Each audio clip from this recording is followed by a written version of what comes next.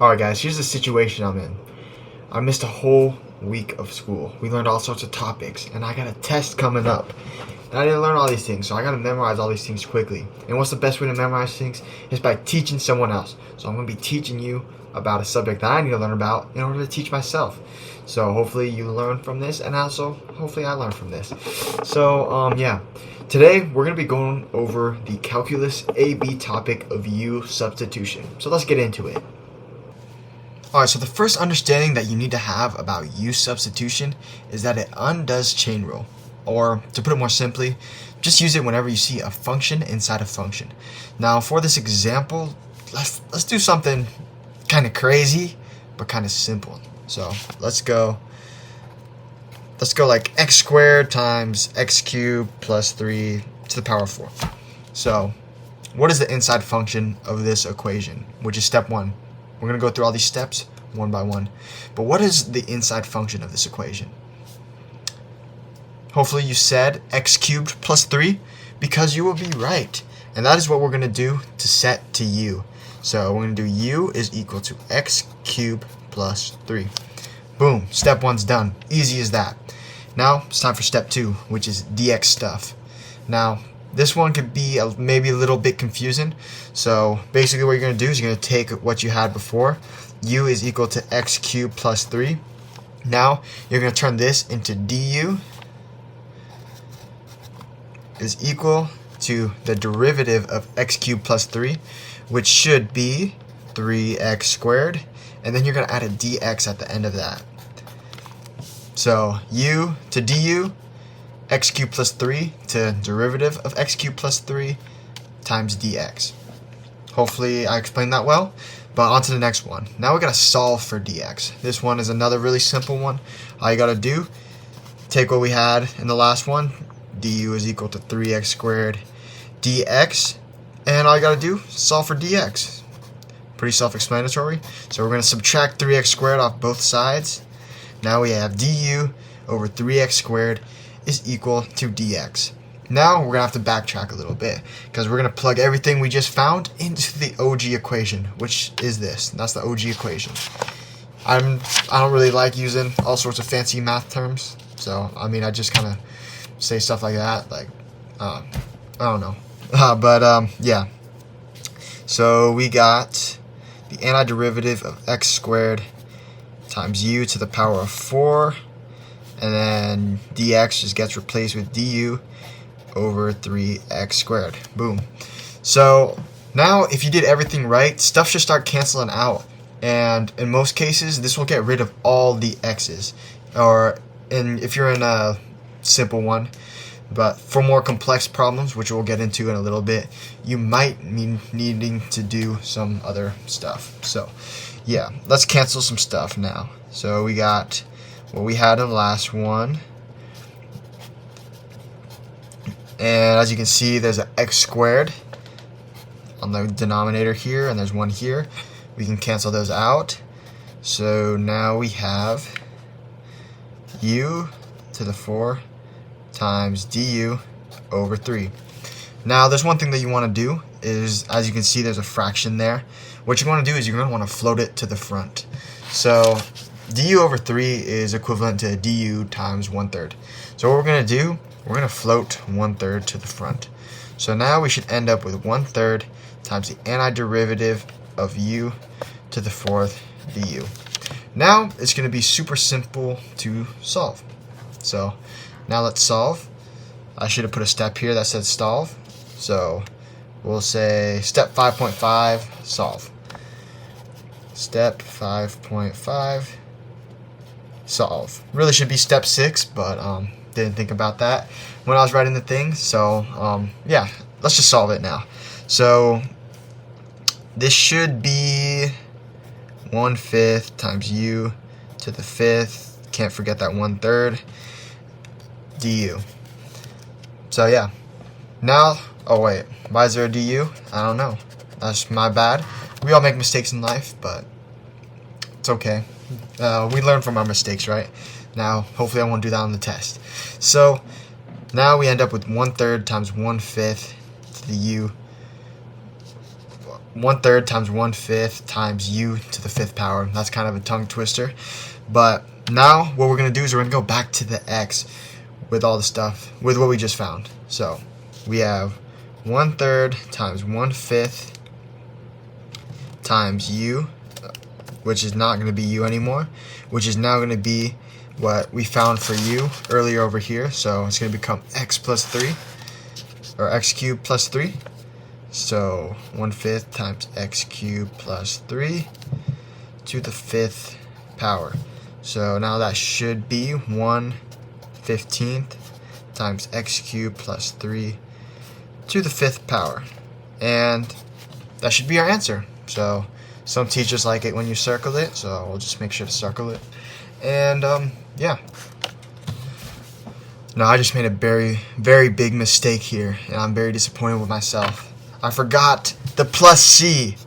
Whenever you take an antiderivative, always make sure to put your plus c. At times it can seem like very unimportant, but it is very important. So always put your plus c. I always forget it. That is one of my biggest mistakes, and I'm glad I'm talking to you right now, because hopefully that'll make me remember it later. So yeah. Yeah, on to the next example. Alright, on to the next example. Now this one, there's also some more tricks to it. So you can't just watch that other example and know everything, because there's a few tricks that you need to know. So here we got the antiderivative of x times the square root of x plus 3. So what is the inside function? Now some of you may be saying square root of x plus 3, but no. We are looking for what's underneath the square root thing. So I make that mistake sometimes, but when you see a square root, always take what's under it, and that is the inside function. So u is equal to x plus 3. I'm going to go a little bit quicker through these steps since I just did them like 1 second ago. Sometimes du is equal to dx. That's okay. So what is next? Looks like we just solved for dx. We already did that. So now we're just already back into plugging into the OG equation. So we got x times the square root of u times du. Now wait a minute, I told you earlier that if everything was right, it should cancel out. But how am I supposed to cancel out this? Well, you know, life's not fair sometimes. Sometimes you get cheated on, sometimes you get sick, and sometimes you're left with some loose x's.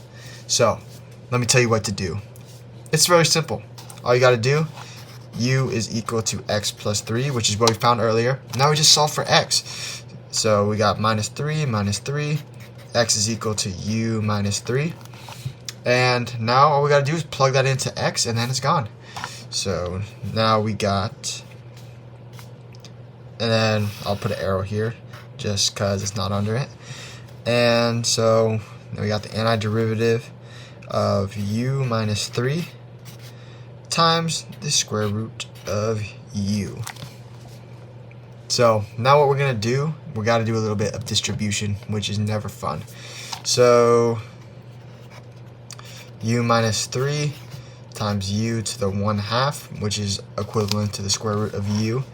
And that turns into u to the 3/2 minus 3u to the 1/2, if I am correct. So that should be, I'm going to accidentally go through a little bit of this next problem here, but that should be 2/5 u 5 seconds, I believe, minus 3/2 u and 2. Am I right? I'm going to double check if I'm right, and if I'm right, we'll go on to the next example. Alright, so I was right. So now we get to plug in the x's. So now we got 2/5. Plug in the u's for what we found is x. If that makes sense, you know. So 2 times x plus 3 to the 5 seconds minus 2 times x plus 3 to the 3/2 plus c. And boom. Now we're rolling. We just got the right answer. So let's get on to the next example where we're going to learn another trick. Alright, for our next example, we got something crazy. We got the antiderivative of tangent of the natural log of x over x dx. Ridiculous, am I right? But it's okay, because we're going to solve it today. So, what do? We got a freaking function over a function. Which one do we choose? Well, here's the rule. Denominator first, numerator second. Now, we do this because sometimes the denominator isn't going to work. So, basically, here's what I'm going to show you. So, when the denominator is x, you can immediately tell that's not going to work. I'll just show you what happens. So, if we say u is equal to x, and we say that means du is equal to dx, then that turns this into tangent of the natural log of x over u du. Now we have done nothing. So we're going to go to the numerator now. So the inside function on the numerator is the natural log of x. So we might as well just x this stuff out. So we have u is equal to the natural log of x. So that means du is equal to 1 over x dx, as we all know. So time to solve, times x, du is equal to dx, du times x. So now what we got to do is just take a deep breath. You know, we've been doing a lot of math. Sometimes you got to take a deep breath. But now what we're going to do is we got to plug this into the OG function. So we should have the tangent of u over x times du times x. Now as you can see, these x's cancel each other out. So now we are left with tangent u du. Everything's fine, right? But wait a minute. What if tangent u is basically just this? Sine u over cosine u. We're at another freaking function. Now this is not good. We're going to have to learn a new rule, which is why I labeled this example W. So, what we're going to do, go back to the rule. Denominator first, numerator second when finding u. So, the denominator is cosine u. That's going to work just fine. So, instead of u, it's w. Get it? Double u. Fist bump, bro. Alright, so w is equal to cosine u.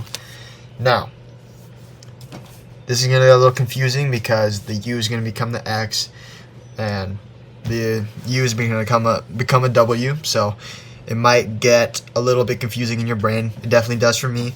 So work with me if I do this a little slow.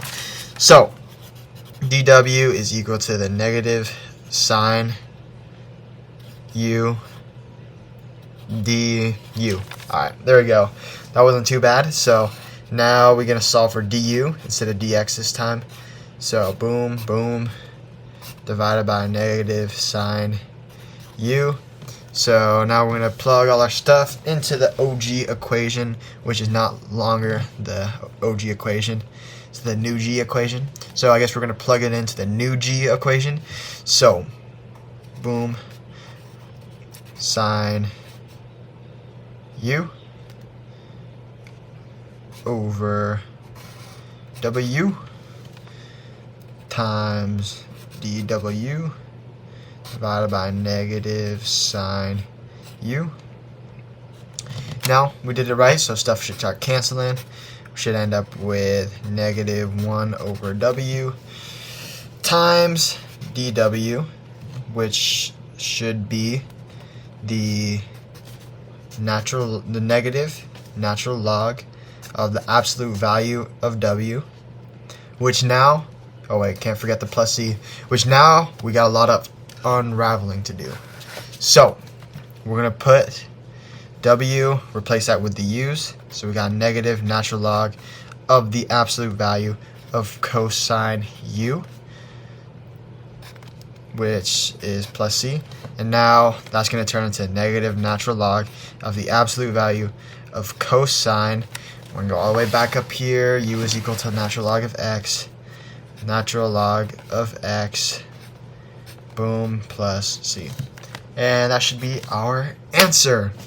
So, yeah, that's what you got to do. Sometimes you got to run it back for twice, maybe even 3 times. I've never done a 3-time one before, but you probably just got to do the same thing.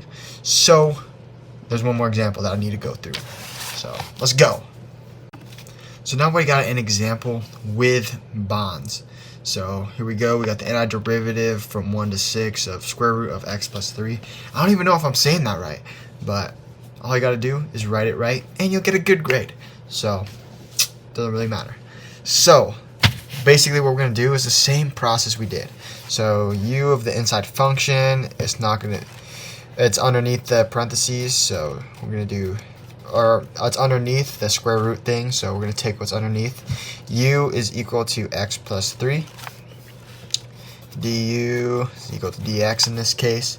So, we got from the interval 6 to 1 of the square root of u and du.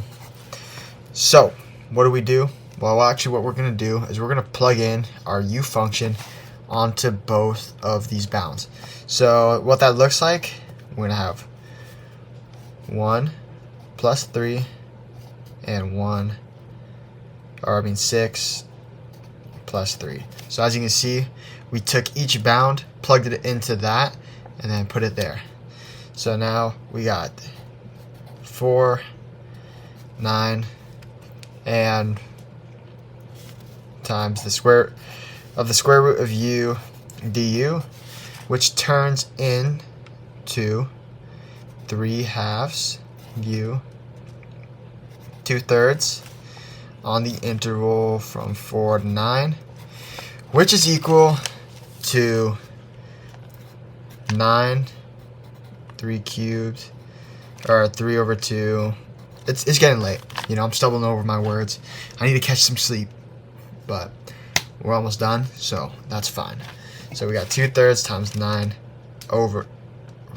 times 9 to the power of 3 seconds minus 4, which is going to be 2/3 times 4 to the power of 3 seconds.